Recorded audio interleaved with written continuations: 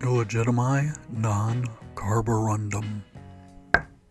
It is December 5th, 2025. This is the final installment in Season 1 of the Pinball Diaries, and it is Episode 69. Nice. This has been a very eventful year for me, one in which I have made a deliberate effort to bring more joy into my life and to share that positivity with others. Significant occurrences for the year beyond my control include 2 medical scares for wifey, both of which required surgery but ended as well as could be hoped for. I broke a bone for the first time in my life, fracturing a toe by walking into a piece of furniture rather than snapping something in an epic kung fu battle as I had long imagined would be the way I would pop that particular cherry.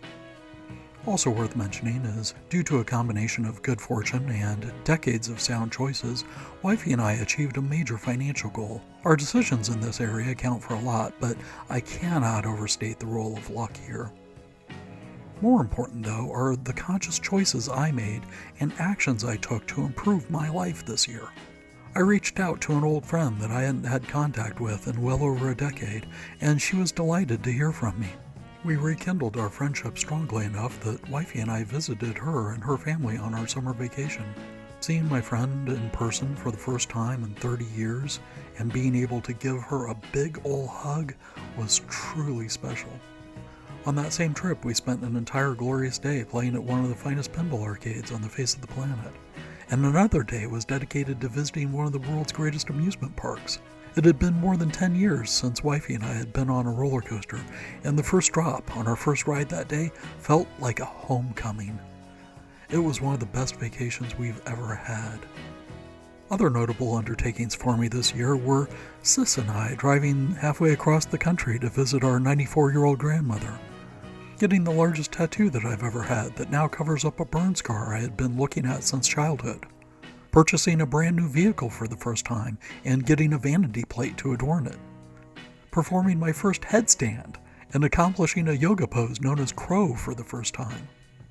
I also committed to buying my first pinball machine, an Evil Dead table by Spooky in case my fellow flipper freaks out there are curious. And one of the most significant developments for me this year was rediscovering my love of writing and performance, as exhibited by producing 3 episodes of the Pinball Diaries every week for 23 consecutive weeks. The catalyst for all these positive changes was renewing a friendship with an ex-girlfriend back in February.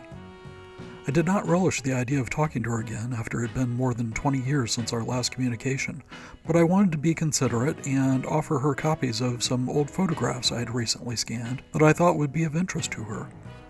She was pleased to hear from me, and I found it surprisingly not terrible talking with her, given how things had ended between us in the days of yore. Having that encounter turn out so much better than I anticipated inspired me to begin this cascading series of actions that has led to so many good things for me this year. The moral here is take chances. Things aren't always going to work out the way you want, and you should always weigh the potential consequences of your actions. But you may be surprised by how much good can result from doing something that you were reluctant to attempt. Be bold and righteous, and the universe will often reward your initiative. All that said, I think 69ing is overrated. Here endeth the season. Furthermore, Carthago delenda est.